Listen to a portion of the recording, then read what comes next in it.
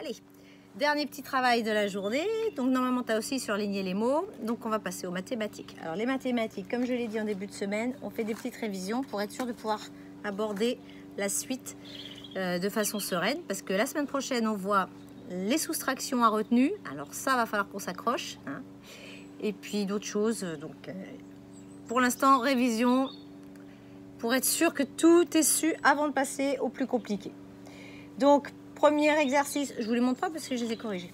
Premier exercice, c'est les exercices avec les centaines, les dizaines, les unités. Vous n'oubliez pas de bien mettre les centaines à gauche, les unités à droite. Hein.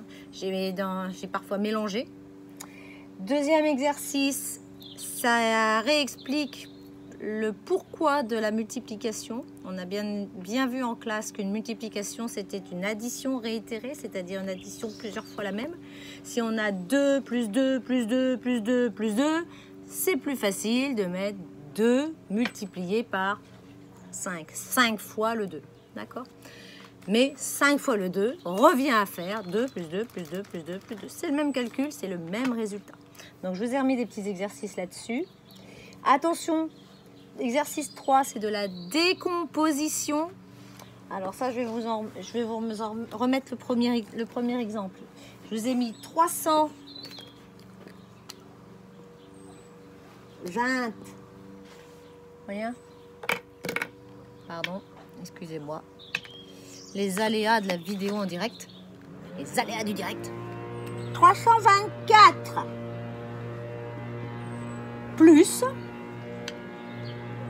521.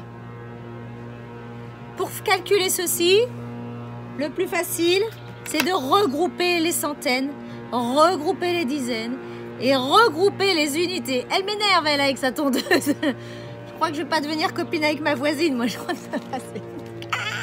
Bon, on reste zen, les enfants. Allez. Donc, pour regrouper les centaines, ici, on a 300. Ici, on a 500. On les écrit. 300, 500. On a d'abord 300 plus 500. Ensuite, on va regrouper les dizaines. T'as vu, le tondeuse, super. Les dizaines. Ici, on a 324. Il y a donc 2 dizaines. C'est 20.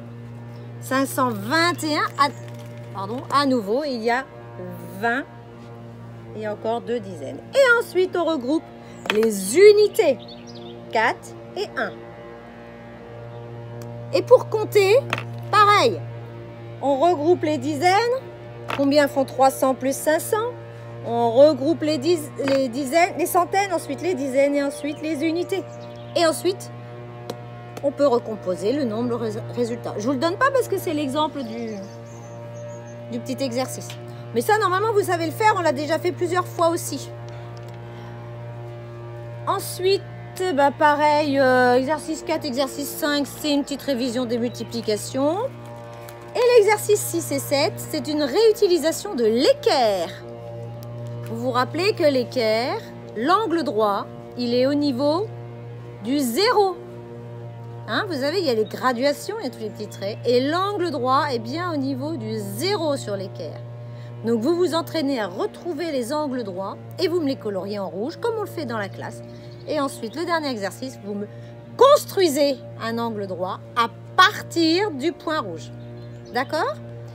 Et puis après ça, eh bien, on va faire une petite séance de découverte du monde. On repart en Australie, apprendre plein de choses. À tout à l'heure, les chouchous!